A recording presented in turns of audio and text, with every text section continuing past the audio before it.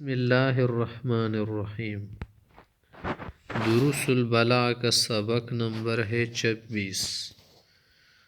ہم نے 3 قسمیں پڑھی تھی: ایجاز، اتناب، مساوات۔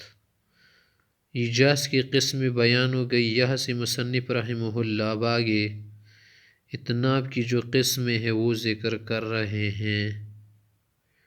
کہہ رہے الاتناب یکون بامور کثیرۃ، اتناب کئی چیزوں کے ذریعے ہو سکتا ہے۔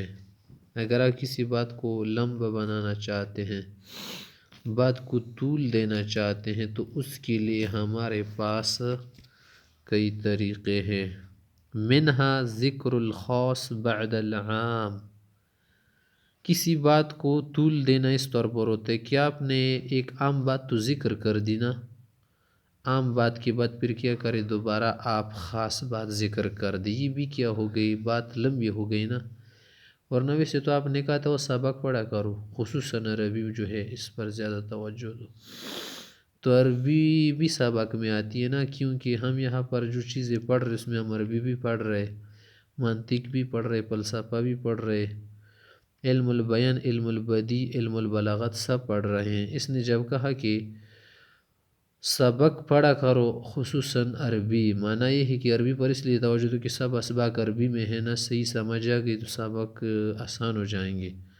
جیسے اس نے کہا اجتہدوا فی دروسکم ایھا الطلاب واللغۃ العربیہ، او طلبہ تمام اسباق میں کوشش کرو خصوصاً عربی میں۔ تو یہاں پر اگر یہ واللغۃ العربیہ نہ کہتا نا تو بات لمبی نہ ہو جاتی، کیونکہ یہ جملہ مختصر ہے، بس ختم۔ جب اس نے واللغۃ العربیہ بھی کہا تو بات ذرا لمبی ہو گئی نا، طول ہو گیا اتناب۔ وفائدتہ، فائدہ کیا ہے اس طرح خاص کا ذکر کرنے سے؟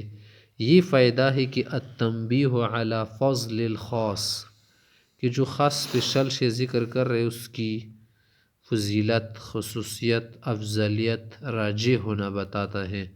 کأنہ لرفعتہ جنس آخر مغایر لما قبلہ، بلند شان کی وجہ سے گوئی کوئی اور شے ہیں، اس لیے کیا کرتے ہیں، دوبارہ اس کو ذکر کر دیتے ہیں۔ اس کے بعد ایک اور طرح سے ہم بات کو طول دیتے ہیں کہ ذکر العام بعد الخاص۔ پہلے ہم خاص شے کو ذکر کرتے، پھر اس کے بعد عام کو ذکر کرتے، اسی بھی بات طویل ہو جاتی ہے۔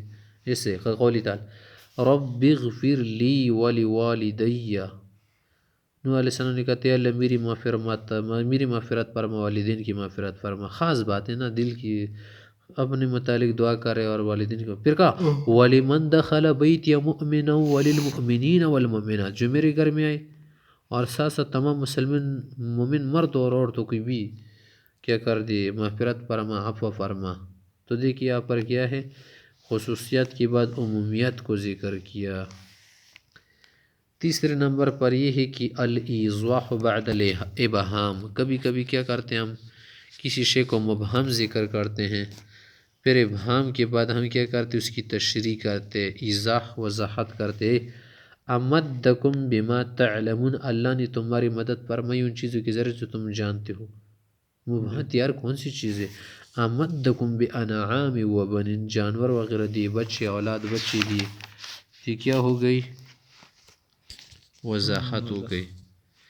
اور ایک ومنہا التوشیع، توشیع کا کیا معنی ہے کہ کوئی شخص بات کر رہو آخر میں تثنیہ ذکر کر دے آخر کلام میں، اور پھر اس کی تفسیر 2 چیزوں سے بھی کر دے، 2 کا لفظ کہہ دینا، پھر آخر میں وہ 2 بھی بتا دے کہ تجارت یار بس بہت اچھا لگے گا، لیکن اگر 2 چیزیں کھلائی جائے، جلیبی امرا سے، 2 چیزیں کہہ دینا، اس نے 2 لفظ کی دے، پھر آخر میں جلیبی امراسی سے وضاحت کر دی کہ اس کے لیے میں اتنا تڑپ رہا ہوں میرے بچوں۔ التوسیع ہوا ایوتا فی آخر الکلام بمثنی، کہ آخر کلام میں تثنیہ ذکر کیجئے مفسرن باثنین، پھر 2 چیزیں سے اس کی تفسیر بھی کی جائے، جیسے کا قول ایک شاعر کا کہنے امسی و اصبح من تذکارکم وصبا یرسل المشفقان الاہل والولد، تمہاری یادوں کی وجہ سے میں صبح شام جو ہے کیا ہوتا ہوں، تڑپتا ہوں، غم میں ہوں، پریشان ہوں، اور دو چیزیں جو ہے میرے ساتھ کیا کر رہے، میرے درد کو بانٹ رہی ہے. وہ کیا ہے؟ دو مجھ پر شفقت کرنے والے، ہمدردی کرنے والے غمخوار لوگ. الاہل والولد، ایک کیا ہے؟ گھر والی ہے اور بچے ہیں. ایک ہی ومنها التقریر لغرض كطول الفصل. بعض اوقات ہم بات کو مقرر لاتے ہیں کہ بیچ میں کیا ہوتا ہے؟ فصل زیادہ ہوتا ہے نا. لغرض كطول الفصل في ہاں، کسی قوله مقصد کے طولی فصل ہو جائے، زیادہ فاصلہ ہو جائے بیچ میں. وَإِنِ امْرُؤٌ دَامَتْ مَوَاسِيقُ عَهْدِهِ عَلَى مِثْلِ هَذَا إِنَّهُ لَكَرِيمٌ. وَإِنِ امْرُؤٌ دَامَتْ مَوَاسِيقُ عَهْدِهِ، اگر اس شخص سے اس کی وعدے ہمیشہ پختہ اور ہمیشہ اس شے پر رہے ہیں، وعدوں کو نہیں توڑا اس جیسی چیز پر، تو سمجھ لے کہ وہ عزت مند، شریف، کریم آدمی ہے. وَكَزِيَادَةِ التَّرْغِيبِ فِي الْعَفْوِ، بعض اوقات بات کو لمبی بنا دیتے ہیں، تقریر کرتے تاکہ عفو میں ترغیب ہو جائے، یہ کسی شے کی طرف ترغیب ہو جائے. جیسے اِنَّ مِنْ أَزْوَاجِكُمْ وَأَوْلَادِكُمْ عَدُوًّا لَكُمْ، تمہاری بعض بیویاں اور بچے تمہارے دشمن ہیں، فَاحْذَرُوهُمْ، ان سے ہوشیار رہو. وَإِنْ تَعْفُوا وَتَصْفَحُوا وَتَغْفِرُوا فَإِنَّ اللَّهَ غَفُورٌ رَحِيمٌ، اگر ان کو معاف کر دو، درگزر کر دو، مغفرت کر دو، تو اللہ بھی معاف کرنے والا مہربان. درگزر کر دو. اگر یہ کہہ دیتا میں انتا فتکفیتا تصفحو تغفرو بھی لایا، تاکہ اور زیادہ رغبت ہو جائے کہ اللہ بھی چاہتا ہے تمہیں معاف کرے نا. اگر معافی چاہیے تمہیں تو تم بھی دوسروں کو معاف کیا کرو. وَكَتَكِيدِ الْإِنذَارِ، کبھی کبھی ڈرانا جو ہے نا محبت و شفقت کے ساتھ، اس میں تاکید کرنی ہو. جیسے کَلَّا سَوْفَ تَعْلَمُونَ ثُمَّ كَلَّا سَوْفَ تَعْلَمُونَ، ان قریب جان جاؤ گے، ہرگز ایسا نہیں، ان قریب سمجھ جاؤ گے. کَلَّا سَوْفَ تَعْلَمُونَ، نژدې څه پوی وشئ کنه شئ به پوی پوی بشئ، دا څنګه چې الله سوف تعلمون کنه پوی بشئ، کله دا هرگز. ومنها الاعتراض، هرگز پښتو کې څه معنی؟ معنا د سینه د کوم سوچونه کې تا اخطائی کنه ډېر ضرب پوی شي انشاءاللہ. ہرگز سنی جواب سمجھ رہے ہیں کہ ہم اللہ سے چھوٹ جائیں گے، بھاگ جائیں گے، نہیں بھاگ سکتے. ومنها الاعتراض، ایک اور چیز ہے اعتراض. اعتراض کا مطلب کیا ہے؟ وهو توسط لفظ بین جملتین یا بین اجزاء جملت او بین جملتین مرتبطتین معنی لغرض. مثلا دو جملے حافظ میں معنی کے اعتبار سے ایک جیسے ہیں، جوڑے ان کا جڑی ہوئی جملے ہیں، صحیح طرح چل رہے ہیں. یا جملہ نہیں ہے، دو جملے نہیں بلکہ ایک جملہ ہے، اس کی بیچ میں مسند لے کے بیچ مثلا ہم کوئی لفظ لاتے ہیں یا کوئی بات لاتے لغرض، کسی مقصد کے لیے، اور وہ یہ ہے جیسے ایک شاعر نے کہا ان الثمانین قد احوجت سمعی الی ترجمانی، 80 سال نے مجھے ترجمان کا محتاج بنایا. وبلغت، اللہ تجھے بھی 80 سال تک ایک دن پہنچائے. اے میرے بچے، بہت مذاق اڑایا تو نے میرا. ان الثمانین، 80 سال جو ہے نا، قد احوجت سمعی، میرے کانوں کو محتاج بنے ترجمان کی، کسی اور کو میں اپنے پاس رکھوں تمہاری باتوں کی تشریح کرے. میں تو نہیں سمجھتا، تم آواز دیتے رہتے کہتے رہتے یہ کیا وہ کیا ہے، ہم سمجھ ہی نہیں پاتے. وبلغت، تمہیں بھی وہ عمر نصیب ہو، عمر دراز، مانا ایک دن تم اسی طرح محتاج ہو جاؤ گے. تو پر وبلغت ہے کیا ہے؟ جملہ معترضہ ہے. لکه دې څه مقصد دی؟ زه ترجمان ته محتاج شوم، استراتیا کو. ان الثمانین الگ جملہ نہیں ہے نا، قد احوجت سمعی ترجمانی پورا جملہ، بلیغت بیچ میں غیر متعلق جملہ ہے. یہ کس لیے لایا؟ غرض کے لیے لایا، وہ غرض یہی بیان کیا نا. ونحو قول تعالی ویجعلون للہ البنات، یہ لوگ اللہ کے لیے بیٹیاں قرار دیتے ہو، ولہم ما یشتہون، اور اپنے لیے جو دل میں آئے چاہے بس وہ پسند کر دیتے ہیں، مقرر کر دیتے. سبحانہ، اللہ اس سے پاک ہے. بیچ میں جملہ معترضہ ہو گئے.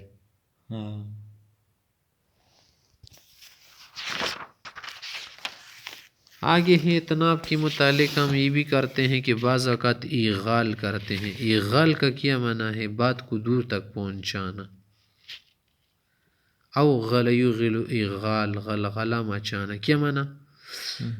کلام کے آخر میں کچھ ایسا لایا جائے نہ کہ اس سے جو معنی ہو وہ تو پورا ہو رہا ہونا، لیکن مزید کچھ الفاظ ملائے جائے تاکہ زیادہ مبالغہ پیدا ہو، تاکہ بات بڑا چڑھا کر بیان کرے۔ معنی سالن کا تو گزارا ہو رہا ہے اور ماشاءاللہ سالن بھی نمکین مزیدار ہے، تم مزید اس میں مکس اچار ڈال رہے ہو تو اس کے بغیر بھی مزہ ذائقہ اچھا تھا۔ ویسے خواہ ترش کرنے کے لیے اور جو ہے خوند پہ خوند چڑھانے کے لیے، ذائقے پہ ذائقہ ڈالنے کے لیے آپ نے ایسا کیا، جسے یہاں پر کہہ رہے ایک سارے وَإِنَّ صَخْرًا لَتَأْتَمُّ الْهُدَاةُ بِهِ كَأَنَّهُ عَلَمٌ فِي رَأْسِهِ نَارُ۔ ایک شعر کہہ رہے کہ میرا جو بھائی ہے نا صخر صاحب، لَتَأْتَمُّ الْهُدَاةُ بِهِ، جو رہنما ہے سیاست کے، زعامت کے، زعیم لوگ، رئیس لوگ اور نیک لوگ، وہ اس کی رہنمائی کرتے ہیں، نہ کیا کرتے؟ اقتداء و اتباع کرتے۔ صخر صاحب اتنا بڑا آدمی ہے، تمام علماء، رؤساء، زعماء اس کی کیا ہے؟ متبع ہیں۔ لگتا ہے کہ یہ صخر کأنہ علم، پہاڑ ہے بلندی کے اعتبار سے۔ بس ہو گیا نا، جب آپ نے کہا کہ وہ پہاڑ ہے مانا جبل العلم ہے، پھر مزید ہی کہنا فی رأسہ نار، گویا اس کی چوٹی پر آگ بھی جلی ہوئی ہو، تو ظاہر ہے کہ جب اونچا پہاڑ ہو نا اور اس کے اوپر آگ بھی جل رہی ہو ڈانڈو غر پر، تو ظاہر ہے کہ پورا نیچے والا علاقہ روشن ہوگا، جگمگا ہوگا۔ تو پھر سیناروں کی ضرورت نہیں تھی نا، کانو علم سے تو درجہ بیان ہو گیا نا کہ وہ پہاڑ ہے۔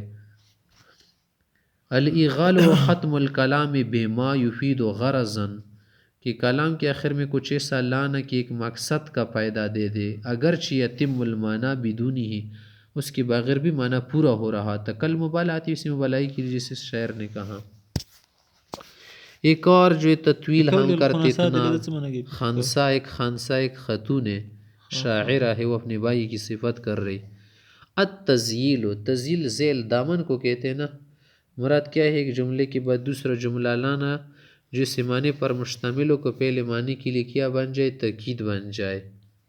پھر اس کے لیے ضرب المثل بھی بن سکتے، دوسرا جملہ کبھی ضرب المثل نہیں بنتا۔ دیکھیں التزیل ذیل میں کسی چیز کا لانا، وَهُوَ تَعْقِيبُ الْجُمْلَةِ بِأُخْرَى، ایک جملے کے بعد دوسرا جملہ لانا، تشتمل علی معناها، کہ دوسرا جملہ پہلے معنی کے جملے پر مشتمل ہو، دونوں کا ایک جیسا معنی ہو، تاکیدا لہا، بطور پختگی کے لیے، تاکید کے لیے۔ جسے پھر جو جملہ لایا جاتے تاکید کے لیے دو قسم پر، وَهُوَ إِمَّا أَن يَكُونَ جَارِ مَجْرَى الْمِثْل، کہ ضرب المثل کے طور پر دوسرا جملہ بنتا ہے، الاستقلال معنی ہو، کیونکہ اس کا معنی خود اپنا پورا ہوتا ہے، مستقل ہوتا ہے، واستغناء عما قبلہ، ما قبل سے مستغنی ہوتا ہے پہلے سے۔